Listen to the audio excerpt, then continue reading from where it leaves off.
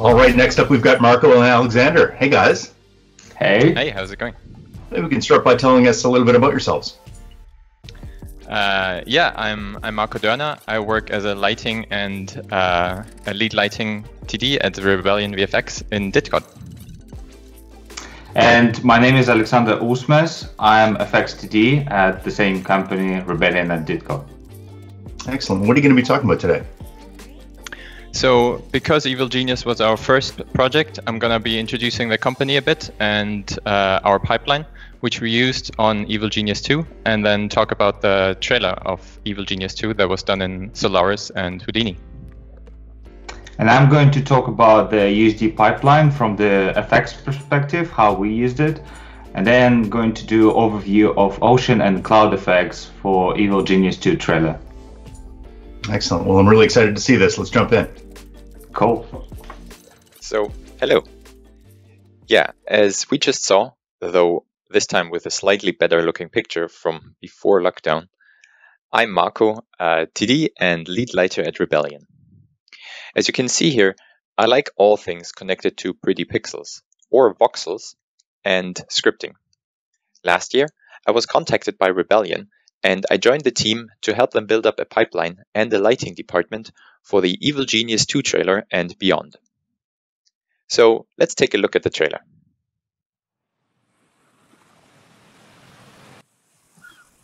Welcome to paradise.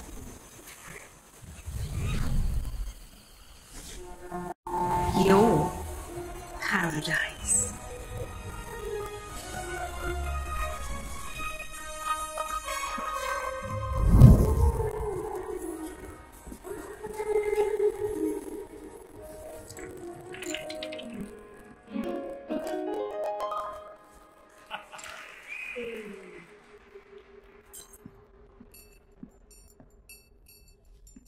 Your evil lair.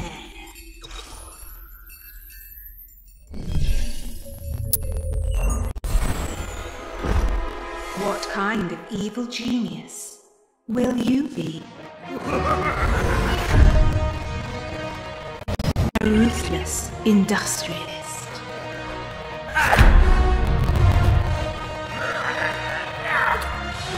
A brutal dictator.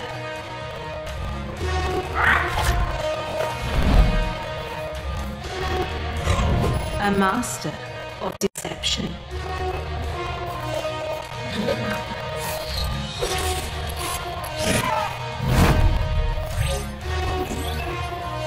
A diabolical mastermind. The choice is yours.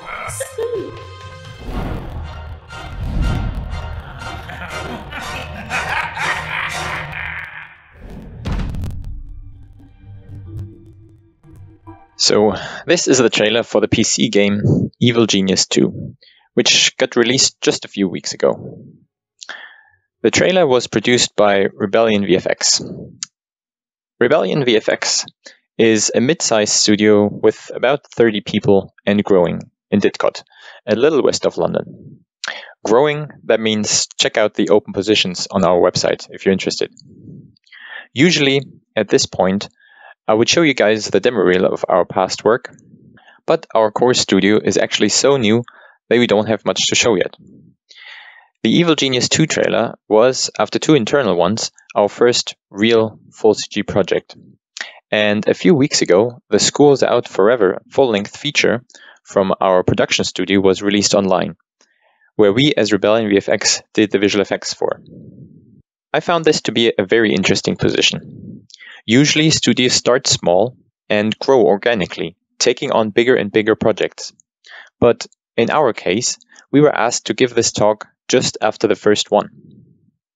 So I want to use this unique opportunity to focus the first part of the talk on about how a new pipeline was set up for this young company from the ground up and how we used it to produce the Evil Genius 2 trailer.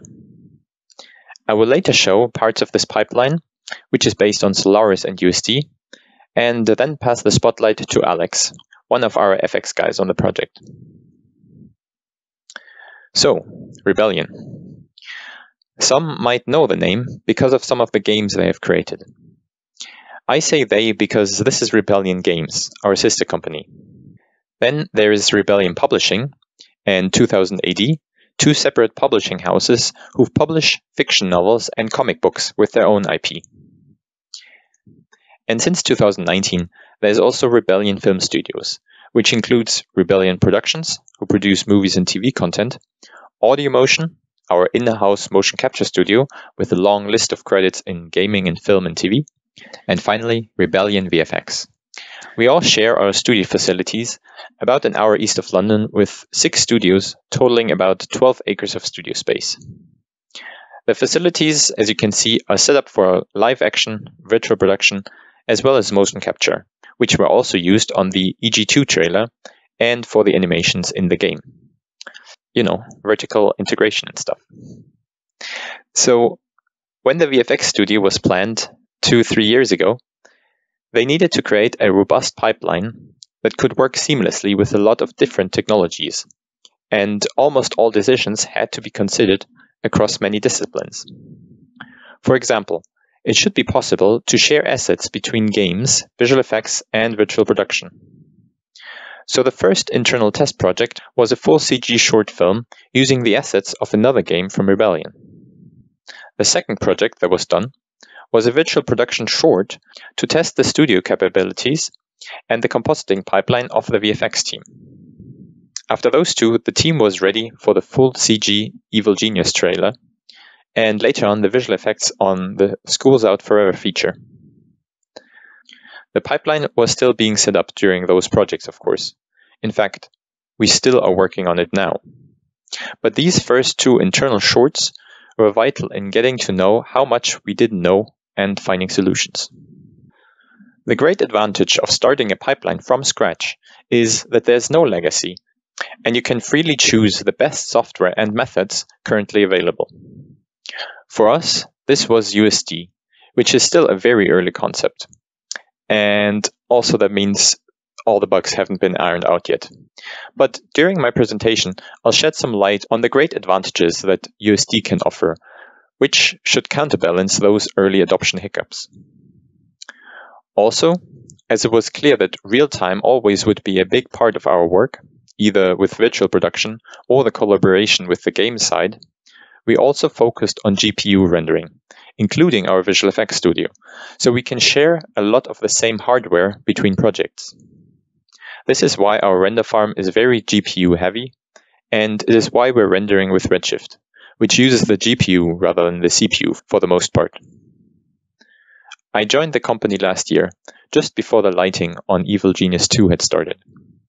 I had never worked with USD before, but after a few weeks of deep diving into the subject, I saw the appeal.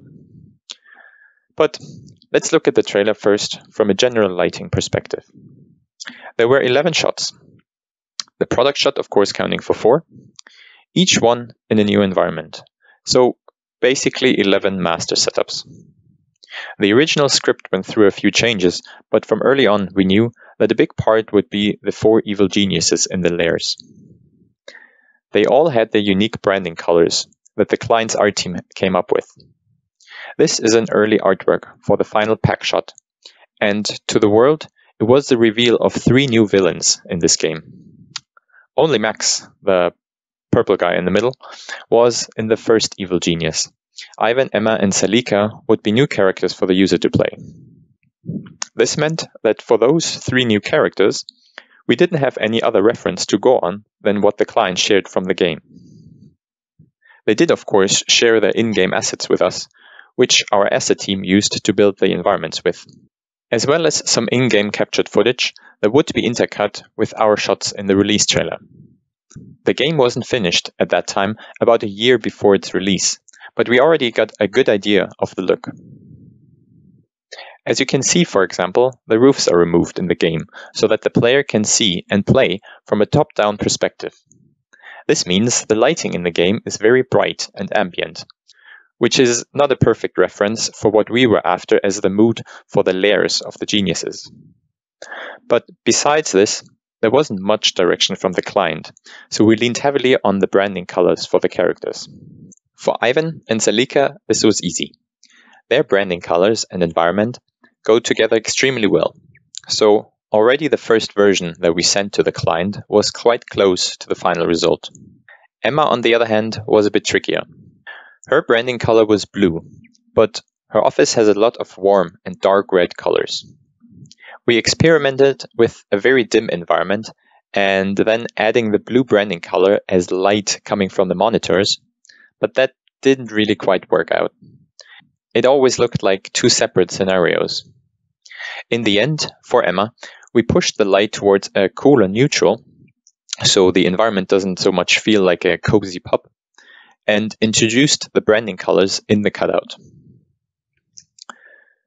A cool thing that came from the close collaboration with the game side was that they could give us a very custom version of the game tailored to our needs. So here we can see our director Haz play such a version, where he can freely move the camera around to find the right camera angle. On the opening shot, with the camera flying around the island, this came in especially handy. Okay, so now let's talk about USD. First, quickly, what is USD? USD was developed by Pixar, and in its most basic form, it is a file type, a container file for 3D data. However, it's not designed for any specific application.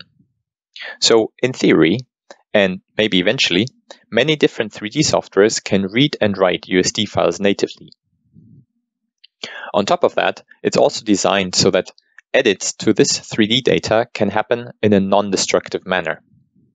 What this leads to then is that departments can work together in a much tighter and more interactive way than before. But this, of course, comes with a new workflow. So, in USD, we speak of outputs from each department as layers, like in Photoshop. These can be overlaid over each other to compose a new scene. For example, the asset layer can be overlaid with the animation layer. The animation layer might overwrite some of the point data from the asset layer and let other data pass through unmodified, for example, the shaders. On top of that, the layer from lighting is added, which might not overwrite any data, but just add new data, the lights and render settings, for instance. The final composed USD scene is then handed off to the renderer. Because these sublayers are referenced rather than imported, it is possible to mute a layer. For example, here the animation. So now the asset would pass unmodified to lighting and eventually to the renderer, like nodes in a tree. Let me show an example of how we used this workflow to create a reference position pass in Solaris. As part of the pipeline, I wanted to provide to the compositing department a reference position pass, which is a position pass that follows the animation. So when a character moves through a 3D space, the reference position pass doesn't change, which makes it great for creating masks and comp. Normally, I would set this up on a shader level, but when I joined the team, the shaders for the assets were mostly done already. So what I wanted to do needed to be done in lighting. In Solaris, first, the USD file from the character department gets imported. It's the character in T-pose, so no animation. On top of this, the USD file from animation is overlaid, which overwrites all the data contained in this animation USD, but passes through everything else. So in lighting, we created a reference position attribute after the character USD is imported, but before the animation data is overlaid. At this point, the reference position is the world position of the character in T-pose. Then, the position data of the points gets overwritten by the animation USD, but all other attributes are left alone. And so is our pref attribute. So now, down the stream, we have an animated mesh, but with the reference position point data from the T-pose model. After the import of all the layers from other departments, we are left with one node. One node to rule them all. One node that holds all the data of the current scene. And it all can be accessed at once. This, combined with the node-based approach from Houdini, enables a non-destructive workflow across all departments, but let's look at another example from lighting. In Max's room, for example, the client was very particular about the look of the gold. In the game, almost all objects, as well as large portions of the walls and floor, are made completely out of gold.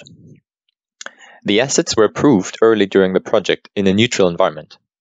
In retrospect, this probably wasn't the smartest choice, but as the environment was finished only after the assets, we also didn't have much choice. So, when we put all these assets in a scene together, and gold reflected in gold, which reflected more gold, so gold all the way down basically, things started to look strange. This is what we call the blast furnace look. We didn't send it to the client, of course, but I imagine they wouldn't have approved it. We had these reference of gold looks that the client wanted, and now the challenge was to modify many dozens of assets, each with their own unique materials at once. We couldn't just slap one gold material over everything, as the assets had their own textures. I built a little scene here to demonstrate. We see 3 of the assets in here, but as you saw, there were many more. And as I said, each one of those has its own gold material. In Solaris, you can edit these materials, but not all together. But because all the data of the scene is in this last node, it is relatively easy to write a script that searches through all this data and modifies it in the way that you want. In our case, I wrote the Edit Multi-Material tool, which contains one vanilla edit material node, but it will transfer the changes from this to all the materials in the scene that you specify. As you can see, the changes are live in the viewport, so it's very interactive. Also, because it is a node, you can split up your tree into several branches and keep different versions to present to the client. If I had to do this in subs, it would take me a lot longer, especially if the scene contains hundreds of assets with their own materials, and it wouldn't be non-destructive necessarily. You could do it non-destructively in takes, I guess, but this would get hard to keep track of once there are several versions. And you might also use takes for other things like lighting and rendering, so that'd be at least some confusion. Anyways, I'm sure people watching this will agree that a node-based workflow rules. Solaris also helped with preparing a shot for rendering. Previously, splitting layers for different outputs meant to create a lot of takes to change the settings required for each layer. The island opening shot was split up in a lot of different layers for compositing and DMP. For each layer, of course, some assets needed to be hidden from camera rays while still producing shadows, others needed to be matted or hidden completely, etc. You know the drill. In Solaris, this can be done in a visual way by splitting up the main stream and then modifying each branch independently. At the top, all branches will be identical and still hold the full scene data. But now, objects and parameters can be tweaked or removed without affecting the other branches. Putting all these settings in a stream of nodes clearly there to see helps the artist immensely in preventing errors and overall reducing the amount of wasted time. Here we see the tree of the island shot. And down here are the nodes for rendering. It is quite daunting at first, but so was Nuke when I opened a complicated shot for the first time. The beauty of this workflow is that everything is clearly visible as a node. If there's an error in your frame, you can follow up the stream to see where it appears. Something that is written a lot on various forums is that USD is mainly for the big studios. This trailer was done with a very small team. On top, there's no environment used more than once, and except for the pack shot at the end, the same is also true for the characters. This meant that a lot of the features of USD didn't even apply, like exporting master light USD scenes. Let's talk about this quickly.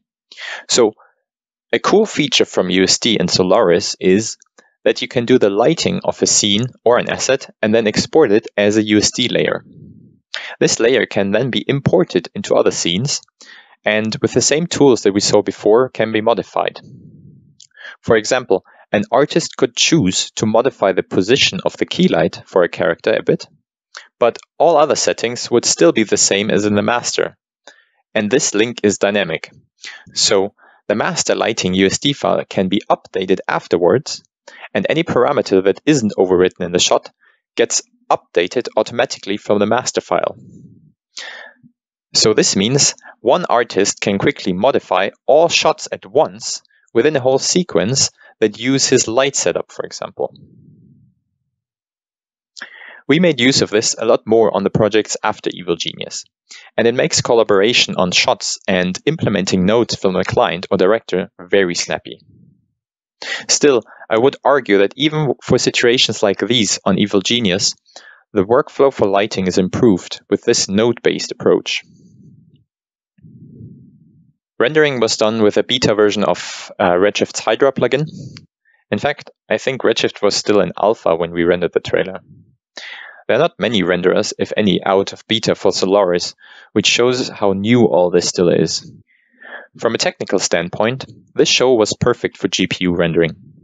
There weren't many textures or complicated assets, so little chance of running out of memory. The second half of the island shot was rendered in Unreal. So in the trailer, yeah, there are two cuts, but conceptually, this one shot starts offline rendered with Houdini, blends into real-time rendered in Unreal, and finally going over to game footage from our in-house game engine from Rebellion. The Unreal part wasn't done with USD yet, though we are right now setting up our pipeline to do just that.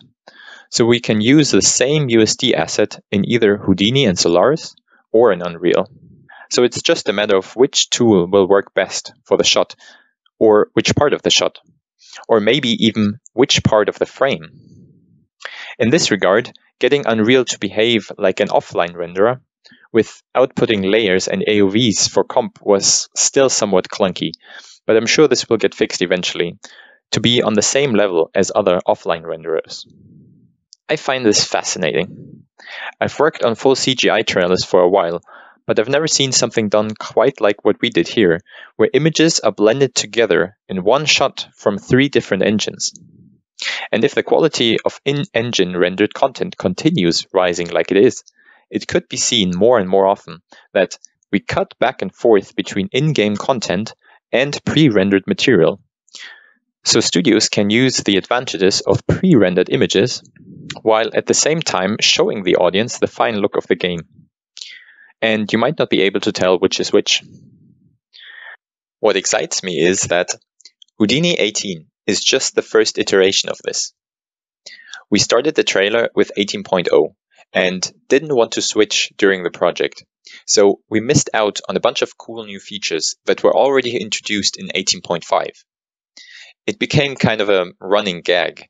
Basically, anytime we ask something about 18.0 in any forum, be it Redshift or side effects, the first answer would always be, "Have you tried 18.5? We wanted to, believe me. The point here is, this is just the beginning. I believe Solaris and USD are here to stay, and I think that's only positive. So this finishes my part of the talk about the lighting pipeline, and I will now hand over to Alex to talk about the FX side. Thank you very much. Hi, my name is Aleksandr Uusmees. I'm FX TD at Rebellion VFX. Today, I'm going to do an overview of the USD pipeline's role in FX work and how FX department utilizes it on a daily basis. Next, I'm going to talk about how I approach ocean and cloud effects for the Evil Genius 2 trailer. Every FX task starts and ends with USD. In order to do any effects, you need to bring assets into the scene. USD pipeline allowed us to have the latest published assets without any additional effort. So whenever an asset gets updated by the upstream departments, it updates on our end automatically. After we load the latest assets, we import them into SOP level, where we create initial setups for effects. When setups are done, we import our effects back into USD context to test render with the latest published lighting rigs and to do other things like configure effects proxies for better navigation, set up shader, do instancing if the task demanded it, and my personal favorite is creating effects sublayer. After we finish setting up everything we need in USD context, we move back to SOP level and start fine-tuning our simulation. Once it's done, we move back to USD context and create the final FX renders for approval.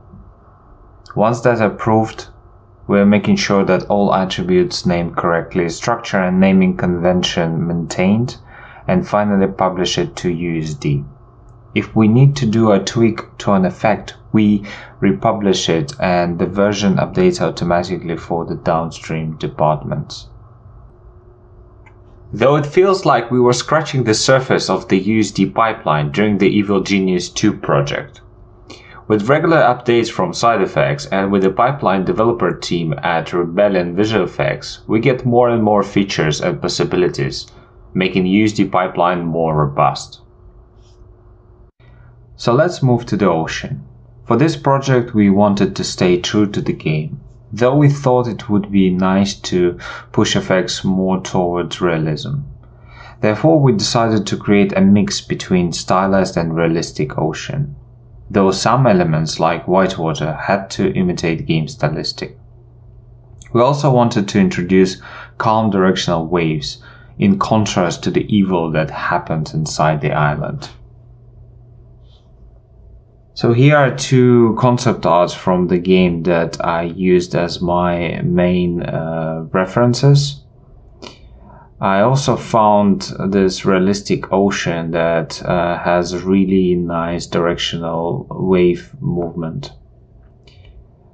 After I gathered my references and studied them, I moved to the scene itself and started analyzing that. Analyzing the scene is as important as doing the effects task itself. Before doing any work, I spent some time studying this shot. I was looking for an efficient and art-directable approach. For example, for the parts that in the distance, I use procedural setup to imitate white water and use Houdini Ocean tools to create waves. I also decided to go for multiple water containers instead of one big simulation. It was more manageable when it came for iterations, art-directable, and also I could reuse some of the simulation with the time offset, which worked perfectly in the first and second half of the island. Also, thanks to the transition that happens mid-shot, I was able to split the task in two. Therefore, I didn't need to sim everything at once. Once I figured this out, I moved to the task itself. The whole flip simulation process can be divided into 5 stages. The first stage was to prepare colliders for the simulation. So here I am in Solaris, taking my latest published USD assets from the environment department. In this case, the terrain of the island itself and rocks around it. I separated geometries that I was going to use and imported them into SOP level. In SOPs, I do pretty much standard preparation, extruding surfaces and making sure that all my colliders are watertight and nothing is broken. I'm also converting them into VDBs because I prefer using volume sampling mode for the colliders inside DOP networks. So the next step is to create your sources. My starting point was ocean source, and then I brought my collision geometry, VDB'd it, use like simple VDB from polygons and remove unnecessary points so I don't seem extra. I could use guided ocean for this one and let ocean spectrum to drive my waves, but I decided to feed velocity from the volume. I like the idea to keep those separate and not as a part of my source cache. The next stage is to set up simulation itself. It is also important to remember that FX work requires a lot of iterations. Especially when doing water simulation, it is necessary to do a lot of versions with different settings to see how it behaves and to get desirable results. The setup itself is basic. You would get something like that using Houdini shelf tools. The difference here is that I'm advecting velocity from the volume and using a few custom masks for additional control of the simulation. I'd like to show you how to set it up and the reason behind it. To fit external velocity force, I evaluated the ocean spectrum on the extruded plane surface. I separated front, back and side areas with the mask and mixed it with the rest position of the same geometry. I didn't want any force activity near the point where waves are going to meet with the shoreline and wanted to keep a bit of the quiet area at the end and side of the container for the later merging processes. Then I added velocity attribute and used it to convert geometry into VDB. This method gave me a lot of flexibility and control over the waves. On top of that, it was very fast to evaluate. To add even more complexity and control, I created different masks. This is another interesting topic, and I'm going to show you how I created them in a second. So why did I need these masks? I needed a drag force on the waves when they hit the shoreline, so they didn't go further into the island. In a trailer we have people chilling on the beach, and we definitely didn't want to flood that area. Also, in real life, when waves stop, they recede back to the ocean with increased speed, and I wanted a separate mask to control that behavior. So here is an idea behind that mask.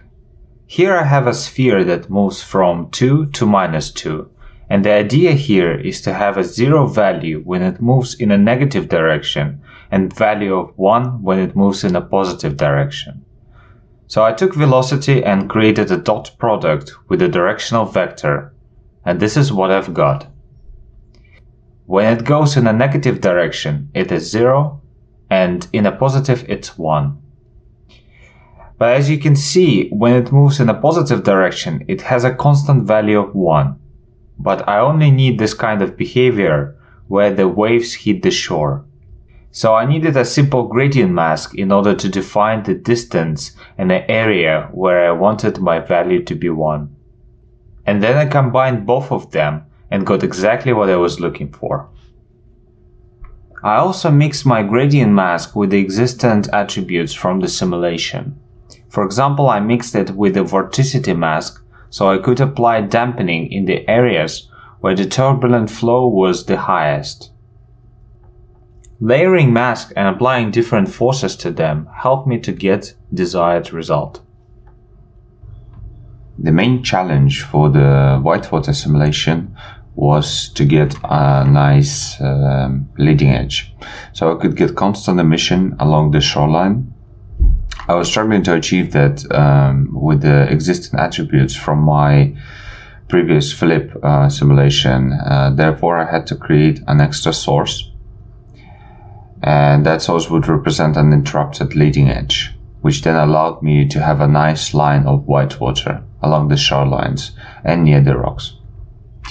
I could probably get away just with the leading edge, because I ended up removing a fair amount of whitewater particles and kept only those that are close to the shoreline and where the water interacts with rocks.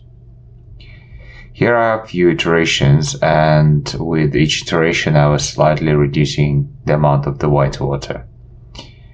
And to do that, just to keep them around the shoreline, I used the proximity mask, and that is based on the geometry, and I only kept points that are close to the geometry. In my case, those were rocks and the beach itself. I've also used the same technique to cheat whitewater around the distant islands and rocks. The idea was to scatter points on the ocean spectrum, apply noises, and delete everything else apart from the particles around the edge of the rock or any given geometry, island, or anything else. And this this allowed me to create an efficient system, whereas like the playback is almost like real time. I mean, if you reduce more particles, then become real time from the distance, especially like, for example, here I can make 4 times less particles, and then from the distance it still looks good, and it's now real time.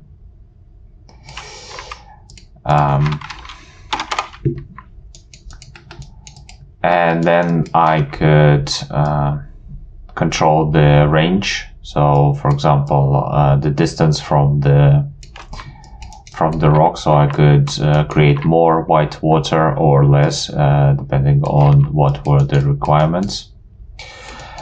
And I could create more noises, less noises, and increase amplitude. So basically you have the full artistic control here.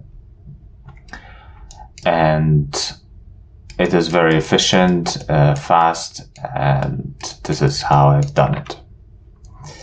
And this technique is like really useful because I also used it to create additional depth mask for the flip mesh itself. So here, for example, I have 2 planes. So one is represents the top one represents my flip simulation. So it's my waves here hitting the shoreline, and this is the bottom of the surface. So here's like the island, and it like goes into the depth. And again, using the same proximity mask based on the distance from the ground, I could create a mask. So here it is. And then I also could control like the distance and how much I want it to be. And this depth mask was used to add more transparency near the shoreline and add more darker blue opaque colors further away from the island. And that's it for the proximity mask. Once the simulation pass was approved, I moved to the final stage of the process, which is meshing. The meshing is a combination of VDB operation. However, at the very beginning, I quickly did a low resolution version of my flip simulation using Houdini particle fluid surface tool and imported it back to USD to check how it looks in the context with the latest shader and lighting. Also, it is useful to see that the ocean is working and nothing is broken during the render process. And as you can see here, it's not the case. So we had a few issues there. But once everything was fixed, I then published a version so that the lighting department could have an FX asset in their scene too. After that was done, I moved back to SOP level to make the final mesh. The most interesting part of this process was to stitch together multiple tanks and combine them with the ocean spectrum. So here I have 2 meshes that I need to merge together. So first I convert them to VDB, but as you can see there's a still seam there, and I need to get rid of that. So first thing, I've removed the bottom and the side borders except for the front, because I needed some thickness there, and this is where my waves are, like hitting the shoreline. And then I created the mask to isolate just a midsection and flatten that out. And so now I can project here ocean spectrum or add noises to hide that seam and kind of imitate the one continuous flip simulation. I think that combining flip simulation with the ocean spectrum is probably the most common question on the internet. And I'd like to show you how I've done it. So here's my representation of the flip simulation already meshed. Well, this is just a box with a mount on it, and I do the same process. I clip the bottom and the sides except for the front, and then I create a mask. So this area will be merged with the tank. So here, like, if you remove all the motions here, this will be just a plane like this. So next I flatten based on the mask. So this is your plane. And then I evaluate my ocean on the whole mesh. So here my edge and stuff. And then I lerp it between the old one and the new mesh based on the same mask. And so here I've got this disturbed edge, which is already a part of the ocean spectrum. And the ocean spectrum comes from the one that you've created for your scene. So here, like, imagine this is like big ocean, and you've done it, and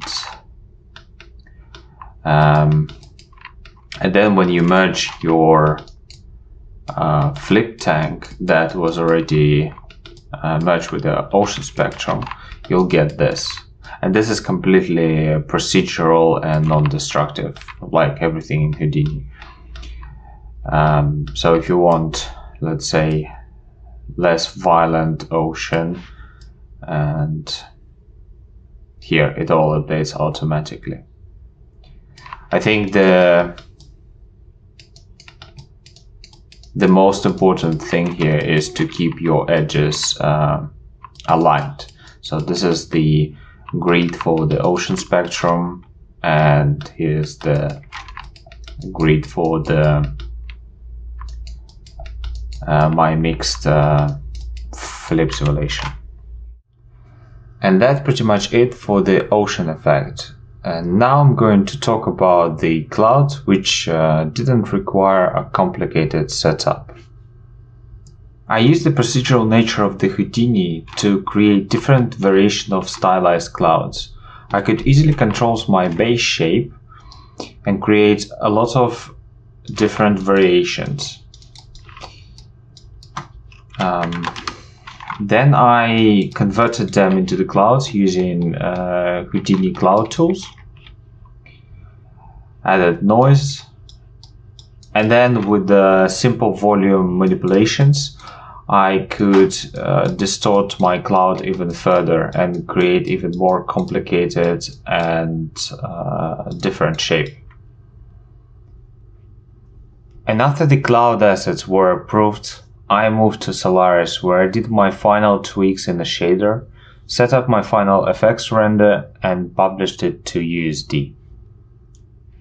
This concludes the presentation for today. Evil Genius 2 was a great project to work on, and I think the USD pipeline brought a lot of advantages across departments. It is constantly being developed and new features are being introduced.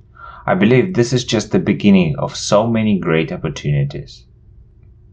Speaking of opportunities, Rebellion is always looking for new talents to join the team.